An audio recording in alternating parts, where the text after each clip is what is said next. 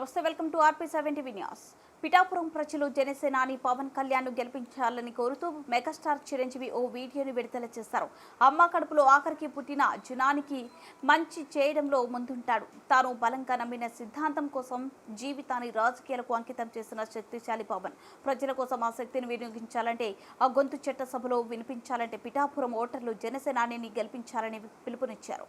కొణిదెల పవన్ కళ్యాణ్ అమ్మ కడుపున ఆఖరివాడిగా పుట్టిన అందరికీ మంచి చేయాలి, మేలు జరగాలి అనే విషయంలో ముందువాడుగా ఉంటాడు. తన గురించి కంటే జనం గురించి ఎక్కువగా ఆలోచించే మనస్తత్వం నా తమ్ముడు కళ్యాణ్ బాబుది. ఎవరైనా అధికారంలోకి వచ్చాక ప్రజలకు ఏదైనా చేయాలనుకుంటారు. కానీ కళ్యాణ్ తన సొంత సంపాదనని కౌలు రైతులు కన్నీళ్లు తుడిచేందుకు ఖర్చు పెట్టడం, సరిహద్దు దగ్గర ప్రాణాలొడ్డి పోరాడే జవాన్ కోసం పెద్ద మొత్తం అందివ్వటం, అలాగే మత్స్యకారులు ఇంకా ఎందరికో తాను చేసిన సహాయం చూస్తుంటే ఇలాంటి నాయకుడు కదా జనాలకు కావాల్సింది అనిపిస్తుంది. ఒక రకంగా చెప్పాలంటే సినిమాలోకి తను బలవంతంగా వచ్చాడు, రాజకీయాల్లో మాత్రం ఇష్టంతోనే వచ్చాడు.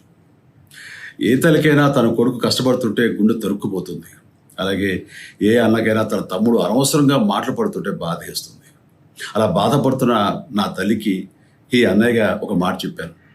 నీ కొడుకు ఎంతోమంది తల్లుల కోసం, వాళ్ళ బిడ్డల భవిష్యత్తు కోసం చేసే యుద్ధం అమ్మా ఇది. మన బాధ కంటే అది ఎంతో గొప్పది అన్నాను. అన్యాయాన్ని ఎదిరించకుండా మౌనంగా ఉండే మంచివాళ్ళ వల్లనే ప్రజాస్వామ్యం మరింత నష్టం అని నమ్మి జనం కోసం జన సైనికుడయ్యాడు.